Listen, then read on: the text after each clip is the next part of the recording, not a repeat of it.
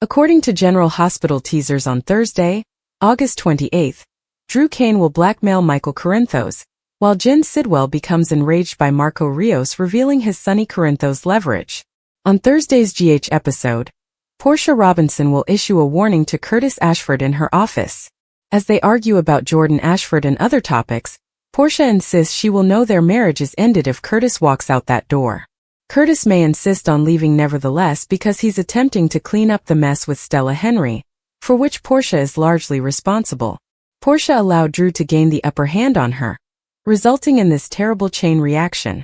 Stella will worry if she is truly headed to jail, as she waits in the PCPD interrogation room on Thursday's episode. Drew will be preoccupied with pursuing yet another blackmail victim. Michael will be in charge this time, as Marco has already approached Drew with a solution to his dilemma. Marco was growing angry with Sidwell's refusal to use his Sonny leverage. That is why Marco is expected to tell Drew about the judge bribery, and how, if uncovered, it will appear that Sonny bought Michael's custody victory. Drew will approach Michael and encourage him to take advantage of an opportunity. Drew appears to be attempting to coerce Michael into a custody agreement, now that Willow Tate has vowed to rejoin with him provided he gets her children back. Tracy Quartermaine will then receive a startling request for assistance, leading her to believe that the individual is in urgent need. Martin Gray may be looking for help with the Stella dilemma. Tracy may offer to do anything she can to help Stella, because they both consider her a friend. Trina Robinson will also receive updates on the dreadful Stella news, and worry about what will happen to her. Sonny will stress that Drew is going down in one way or another. Sonny will tell Alexis Davis, that son of a bitch is gonna pay, thus he'll expect Drew's collapse sooner or later. Of course, Rocco Falconeri and Danny Morgan may discover Drew's body floating in the sea at the end of the week, which could happen sooner than expected. Meanwhile, Sidwell will become enraged when he discovers Marco went behind his back and told Drew. When Sidwell discovers Marco has just turned up their blackmail material, he will be furious.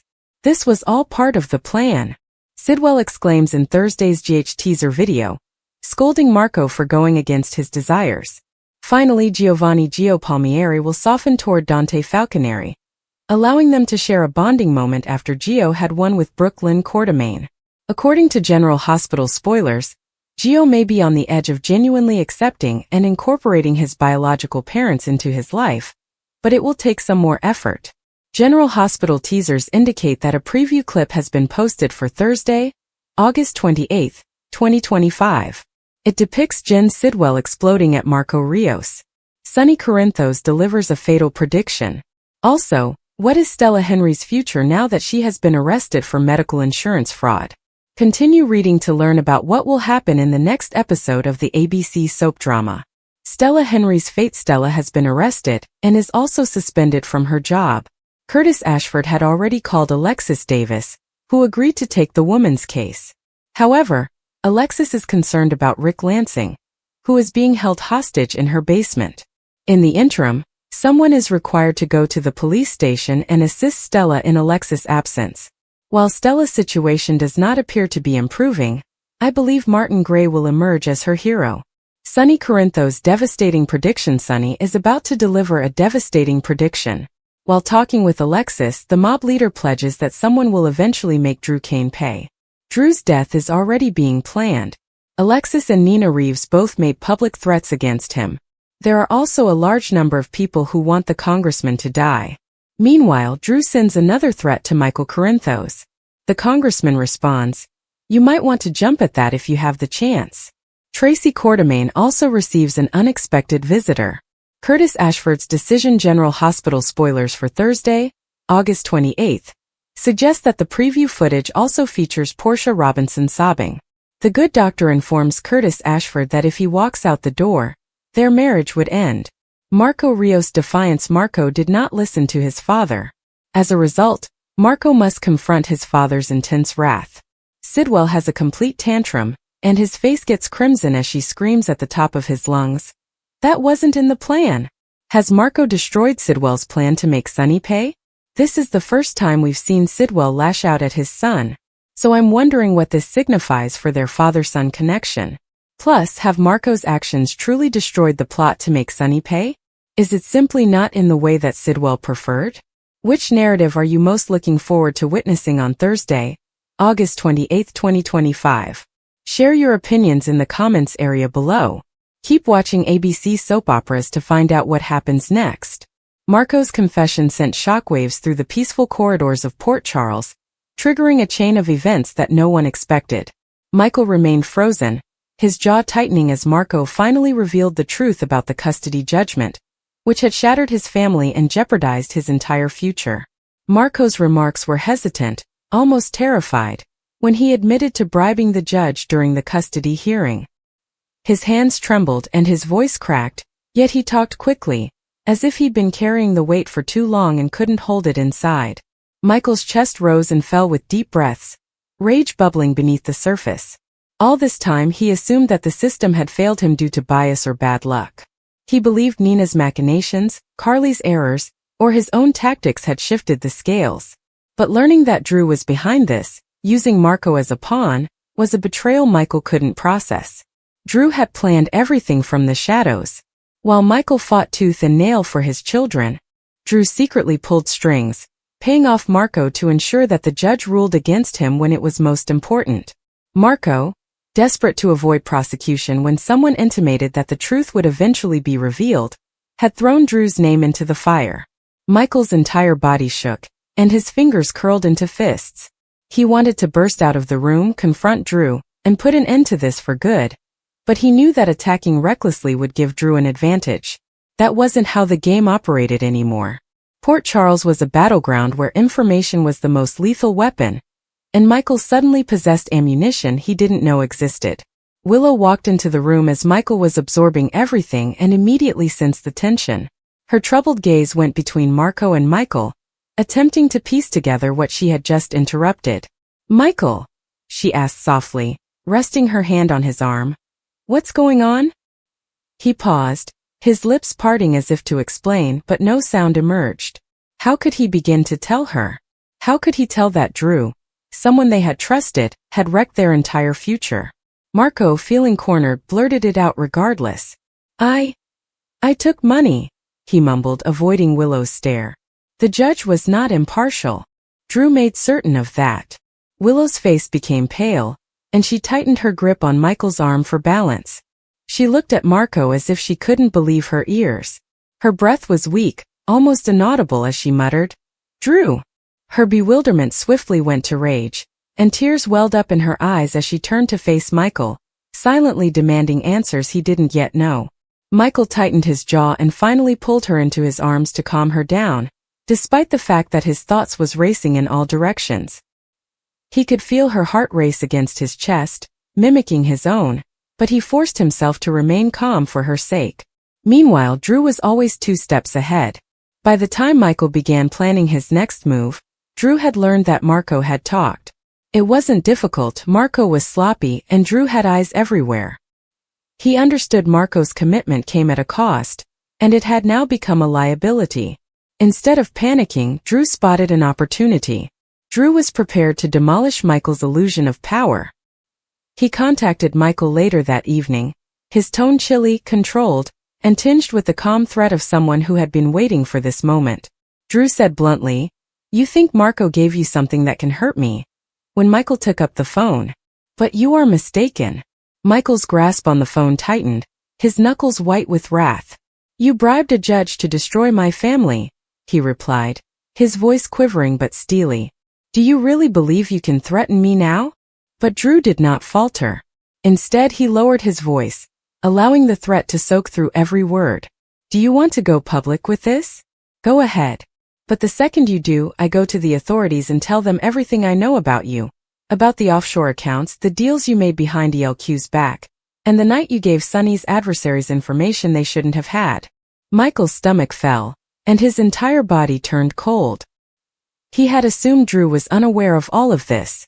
Those secrets weren't intended to exist outside of a tiny circle, but Drew had been playing a much deeper game than anyone realized. It wasn't only about gaining control of ELQ, or exacting revenge for previous betrayals. Drew had been quietly accumulating leverage for years, creating a web of secrets powerful enough to ruin anyone who crossed him, even Michael. Michael paused for the first time in quite some time. Drew could hear the stillness on the line and knew he had him exactly where he wanted. "I'm giving you one chance," Drew said, his voice hard as steel. "Get away from this, shut your mouth, and maybe we can pretend Marco never existed. But if you push me, Michael, I promise you'll lose everything, your company, your children, and possibly even Willow." Michael's jaw tightened, his heart hammering so hard it hurt. This wasn't only about him anymore. Drew threatened all they had achieved, including Willow, their family, and their future. But the thought of walking away and allowing Drew to get away with ruining the custody case made his blood boil. He hung up without speaking, slamming the phone down so violently that Willow flinched from across the room. "What happened, Michael?" she inquired, her voice shaking as she warily approached him. He turned to face her, his face pallid but filled with determination. "Drew knows," he admitted finally. "He is well versed in accounting and other matters." Willow's hand shot to her mouth, holding her breath as dread washed over her features. "Michael, what will we do?" she whispered. He did not respond right away. He stood there, staring at the wall, as if looking for an idea he didn't have yet. Finally, his voice came out low and deliberate. "We fight," he explained. "We're not letting him control us." But defeating Drew would be difficult. Over the next 3 days, Michael resorted to a stealthy strategy, consulting with lawyers, sifting through financial documents, and using every connection he could find to track Drew's movements. Drew, on the other hand, moved at the same rate, hiding his tracks and consolidating his dominance. He pulled threads behind the scenes to ensure that Marco's testimony would never be heard in court, including intimidating other possible witnesses. The conflict had not yet broken out in the open, but Port Charles was bracing for an all-out war between two men who refused to surrender. Willow, while encouraging, became increasingly concerned as she saw Michael slide farther into obsession. Late evenings evolved into restless mornings as he sifted through documents and emails, attempting to construct a case strong enough to bring Drew down without ruining himself in the process. Every time she tried to reason with him, he dismissed her, stating that he had no choice but to kill Drew in order to protect their family. Drew had already begun planning his next move, although Michael was unaware of this. Drew began gradually shifting blame for the judge's bribery totally onto Marco, portraying himself as an innocent spectator who had also been duped. At the same time, he began leaking rumors about Michael's offshore accounts, being careful not to reveal too much but enough to sow seeds of suspicion in the proper circles. If Michael openly attacked him, Drew wanted people to question Michael's credibility before he ever spoke. By the end of the week, tensions had risen to a breaking point. Michael finally approached Drew face to face in the LQ boardroom, the air thick with hatred. The doors were locked, there were no witnesses, and the two of them stood across from each other like predators circling the same prey. "You think you're untouchable," Michael snapped, his voice low but harsh. "Do you think you can bribe judges, destroy families, and then walk away?" Drew smirked slightly and leaned back against the table with uneasy peace. "Untouchable," he repeated. "No. Smart." Years passed with little progress until 2016, when a bombshell was released. Taquan Brown, a prison inmate, gave the FBI a frightening description, claiming he observed Brittany's assault at a stash house near McClellanville, around 60 miles from Myrtle Beach. Brown claimed that Timothy Deshaun Taylor, then 26, picked up Brittany, drove her to the stash home, and tried to traffic her to his associates. When the media attention grew, Taylor allegedly pistol-whipped Brittany, shot her, and disposed of her body in an alligator-infested swamp. A second informant confirmed aspects of Brown's statement, claiming Taylor attempted to sell Brittany for trafficking before killing her to avoid arrest. Taylor, who was previously convicted in 2011 for his participation as a getaway driver in a McDonald's robbery, faced new federal charges for the same crime, a rare action under the dual sovereignty doctrine that prosecutors conceded was prompted in part by concerns about his involvement in Brittany's case. Taylor denied any involvement in her disappearance, and his lawyer discounted the informant's allegations as untrustworthy. Despite failing a polygraph, Taylor was never charged in Brittany's death, bringing the inquiry to a halt. The case lingered until May 2022, when a breakthrough occurred. Raymond Moody, a 62-year-old registered sex offender, appeared at the Georgetown County Sheriff's Office on an obstruction of justice allegation. Moody had been a subject of interest since 2012, but searches of his cabinet shop and the residence he shared with his partner, Angel Voss, at the Sunset Lodge in Pawleys Island found no results. Moody admitted to kidnapping, raping, and strangling Brittany on the night of April 25, 2009. He led investigators to a wooded area along a private gated drive in Georgetown County, where the FBI discovered skeletal remains buried 4 feet deep after 3 days of digging. On May 11, 2022, DNA and dental records were used to identify Brittany's remains, which included a single contact lens and a nose ring. The location matched the cell phone pings from 2009, verifying Moody's account. He confessed to getting Brittany into his car with Voss's assistance, promising her a ride to her lodging. Instead, he brought her to the Pole Yard boat landing on the Santee River, where he raped and murdered her before dumping her body a few miles down Old Town Avenue. Brittany's family was left with a bittersweet sense of closure upon her arrest. Dawn, now Dawn Conley after remarrying, was furious that Moody, a level 3 sex offender, was free in Myrtle Beach, a popular destination for young vacationers.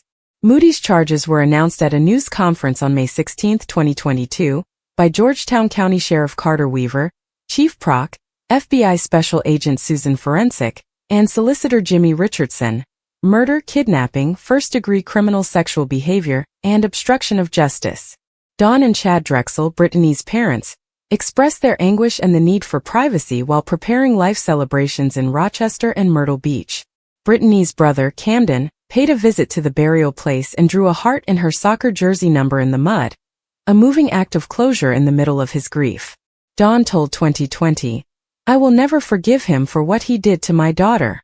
Moody's confession implicated Angel Voss, who had lied to police for 13 years, claiming Brittany had willingly joined them, and that she had abandoned the couple at the boat landing without retrieving Brittany's phone. In truth, Voss helped in the abduction and seized the phone, denying Brittany the opportunity to contact for aid. In September 2022, Voss pled guilty to 3 counts of lying to the FBI and was sentenced to 18 years in federal prison on February 13, 2025. Dawn addressed Voss at the sentencing saying, "You messed with the wrong mom." Moody pleaded guilty on October 19, 2022, and received a life sentence plus 2 consecutive 30-year terms. Prosecutor Richardson described him as a disturbed individual who acted without remorse. The investigation's conclusion emphasized the tireless efforts of Brittany's family, notably Dawn, whose lobbying kept the case alive. Solicitor Richardson credited cell phone data and video evidence from Moody's automobile as connecting him to Brittany's final moments. The FBI's $25,000 prize, announced in 2016, highlighted the case's intricacy, as did the involvement of various organizations, including the Myrtle Beach Police Department, the Georgetown County Sheriff's Office, and the FBI. Dawn's lawsuits against Moody and the Bar Harbor Resort, filed in 2023, highlighted her continuous pursuit of justice, with a trial scheduled for March 2025. Brittany's situation triggered a broader conversation regarding safety and deception. Dawn's decision to oppose her mother sprang from teenage rebellion, but her prediction that something bad would happen was tragically accurate. The case highlighted vulnerabilities in tourist places such as Myrtle Beach, where predators like Moody may operate undetected. Dawn's idea of trafficking, while unproven in Brittany's case, was consistent with the state's trafficking statistics, raising concerns about law enforcement's initial dismissal of the possibility. The employment of informants, aggressive federal charges against Taylor, and the eventual focus on Moody highlighted the difficulties of solving complex cases involving untrustworthy witnesses and changing evidence. For Brittany's family, the discovery of her remains provided closure but not peace. The heart Camden sketched in the mud represented a love that survived after her terrible death. Dawn's relentless pursuit, from media appeals to confronting suspects on national television, demonstrated a mother's unwavering determination. As the legal processes against Voss came to a close, the Drexel family planned to honor Brittany's memory by ensuring that her legacy was defined by her life rather than her death. In Rochester and Myrtle Beach, celebrations of her life would mirror the joy she offered to those who knew her, a monument to a young woman whose light could not be extinguished even by the most heinous of actions.